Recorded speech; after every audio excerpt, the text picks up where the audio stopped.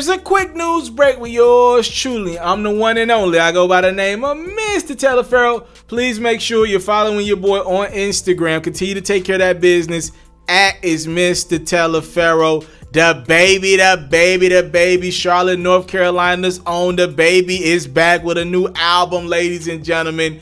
He's embracing the coronavirus. He's got a new project in the atmosphere entitled Blame It on Baby. Now, I've went through this album pretty much, and I actually like the project. I see a lot of people trashing the album online. We'll get into that more in a second. But me personally, I like the album. I think it's consistent baby music. If you've been a fan of The Baby, this album won't turn you off to him. Maybe you don't like the coronavirus concept with the mask and stuff like that on. That's all right. That, to me, you're pretty much dating your album, right? But essentially, The Baby has put another good body of work out in the atmosphere. But was it a smart thing to do? Because right now, I think we live in a world where narratives paint the story. Literally, narratives are everything. And the narrative around this album is that it's trash. The Baby broke a streaming record on Spotify. In the first 24 hours, he had over 30 million streams of this album. But if you look on social media, and again, be clear, you can find whatever you want on social media. You can find somebody rocking with your album. You can find people that ain't rocking with your album. You can find people that like you, hate you, all that. You can find whatever you're looking for on social media. To me, overwhelmingly though, this album from The Baby is getting crapped on. You look on social media, they're saying he sucks. They're saying his album sucks. They're saying at least we got old music from The Baby to listen to. They saying me getting hyped after The Baby 5 seconds into all the songs, realizing it's the same but just different beats.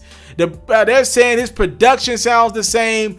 It's not looking good from an optics standpoint for the Baby. Now, I actually think the music is decent. It's pretty good to me. But so many times in our generation, narratives paint the story. And to me, he did not build this album up properly with his fan base. It was not built up properly. Why are you dropping an album right now? Let's give a little commentary for the people since we in this midst of this quarantine. Why is The Baby dropping an album right now? Last project, what was the big record from his last album? Suge, right? He literally that album was drove by Suge. I could argue that Suge really captivated the Baby's wave and took him to a superstar rap in the game, or close to it, right on the cusp of being a superstar in the game. Well, now you're just gonna lead with an album with one halfway promoted single? Now all of a sudden we're getting an entire album from you? I don't understand the premise of this. This seems like somebody was just gung-ho on putting an album out. Number one, you got all club bangers on it, but we can't go to the club right now. And to be real with you, we don't know when we will be able to go to the club again. You just put out an album with a halfway promoted Find My Way single? This seems like bad business. Why would you do this right now? You could have waited, got a record hot, because there are plenty of records on this project that could have got hot. I know a lot of people that still hate the album. They like that one single with The Baby, Ashanti, and Megan Thee Stallion. That could have been your lead single. Or a couple other records. You got Future on the album. You got Young Boy on the album. Roddy Ricch is on the album. You got go-to records you could have went to for singles. Quavo's on the album. But you opted to just drop it in midair like you're the second coming of Drake. Why would you do that? You're going to probably waste a lot of this good music for no reason. By the time you're able to perform this music, a lot of it probably would have been a cool down. Now again, I do believe The Baby will have 1 or 2 records from this album, but he could have had 6 or 7 from this album like his last album if he would have just came with a better business plan. So much of this generation is drove by narrative, and the narrative around this album is The Baby sounds the same. And what did he do? He gave an album that sounds the same.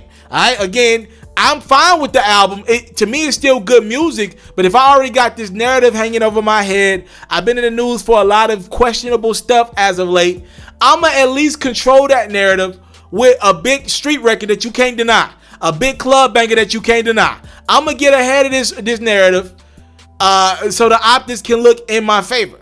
Look at guys like Lil Uzi. His album is favorable. Roddy Ricch, his album has been favorable in 2020. Both of those guys have controlled 2020. You don't hear people clowning their albums, calling it trash. Their fan bases are happy with the project that they delivered.